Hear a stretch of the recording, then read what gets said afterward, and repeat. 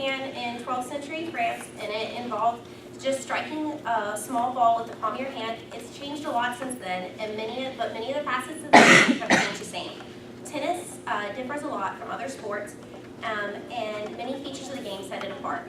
Many of you may have heard a clip or seen a clip of tennis during like a TV show or just saw it on TV, and you maybe have been confused by terms like love and deuce, but that actually just denotes the players to score out loud during the match. I know a lot of athletes that haven't played tennis before think that they're going to be really good at the sport, but it actually takes a lot of practice, and there's a lot of shots to memorize, and it's just about dedication more than anything. The sport's actually equally popular in a lot of different countries. It's probably because of the 4 major tournaments that are played every year. They're the Grand Slam tournaments, and they're played on all different surfaces that kind of highlight the country's aspect to the game. Because of all the different facets of tennis, people consider tennis to be complicated, especially the scoring. According to information on the United States Tennis Association's website published in 2015, the official scoring rules are updated and changed at the beginning of every year.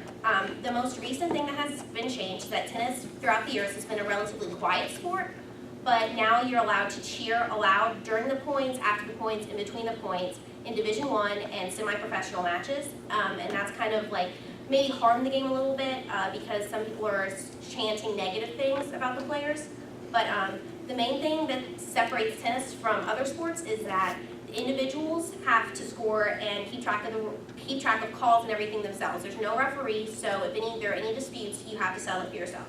Tennis can be played in singles and doubles. And singles is one versus one, doubles is 2 versus 2. You play best 2 out of 3 sets, and a set consists of 6 games, and in each game, you play to 4 points. And the game consists of when you're at the first point, it's love, and neither players want a point. The second point is 15. The third point is 40, and if you tie at 40 all, you go to deuce, which just means you have to win 2 points in a row, and this can go on indefinitely until a player wins both points in a row. At the end of each set, if you tie at 6 all, you have to play a 7-point tiebreaker, and that plays. And now it's in the scoring there. It's the one opponent serves and 1 point, and then the next opponent serves 2, and back and forth until somebody reaches 7 by winning 2 points.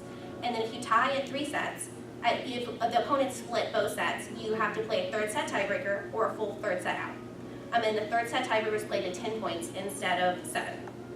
The rules are almost have as much detail as the different shots themselves. As all players have experience, there's many different ways to win and lose a point. An article titled "An Overview of Different Types of Tennis Shots" from tenniscompanion.org, published in February 19, 2004, discusses all the different types of shots. The first is a forehand, which is the first shot you learn. It's a ground stroke, which means the ball has to hit the ground before you hit it. It's played with one hand on the right-hand side of your body. A backhand is with both hands on the left-hand side of your body. Third shot you'll probably learn is a serve.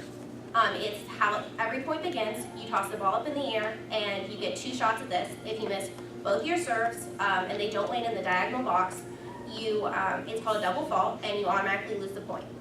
Volleying is usually the 4th shot you learn. It's pretty aggressive for the most part. It's played when you hit a ball out of the air, and it's one of the most aggressive shots. You can hit as an overhead, you can hit as a swing volley, and those are just different techniques. A winner is when you hit a shot and the other player doesn't touch it, and an ace is when you hit that and the other player doesn't touch it and it's on a serve. But every shot in tennis is worth 1, so you don't get any extra points for doing that. Different grips also play a main part in this. There's Western, semi-continental, and semi-Western, and that just denotes where you put your hand on the racket. Different players prefer different things, and different players also prefer different shots, just like they prefer different players favor different courts, just like they favor different shots. An article called "Tennis" from encyclopedia.org discussed the sport's relevance in different countries. This was published in 2003. Tennis is relevant in the majority of the countries around the world, especially in first world countries. As the increase in wealth in countries, tennis is more popular as well because of how expensive it is to play and how expensive the courts are to erect. Modern tennis rackets and balls and surfaces is an article from Navi.gov that reviews pros, cons, and maintenance of each court surface and what major tournaments are played on. It's more popular in wealthier countries, as I said, and 4 wealthy countries hold the Australian Open, which is the first one, the French Open, Wimbledon, and then the US Open. Each Grand Slam tournament is played on different courts. 2 2 are played on grass courts, which are the most expensive courts to keep up. You have to mow them, water them, and it's just really expensive in general. Clay courts are also pretty expensive because of the maintenance. They are made of shale and brick, and they're compressed, and it's like sandy, and you have to constantly water them and rake them as well. The third type of the courts are hard courts, which is what the U.S. Open is played on. It's the most popular type of court, but it's very hard for the players to keep up and play with them consistently because of the wear and tear of their body. The concrete that they're made of really causes overuse injuries for tennis players, and that's why you can't really play it your whole life unless you don't play it very much. Tennis, like all other sports, really values hard work and sportsmanship. People play for centuries, and no matter if you're a beginner or professional, no matter what level you play at, you're contributing to a legacy. I would suggest to give tennis a shot because it's a sport that lasts a lifetime. I know that my whole family has played it for 3 generations now, and my grandma's 70 years old, and she still plays more than I do. Thank you for your time. Also, if anybody has any questions, I can answer them for you.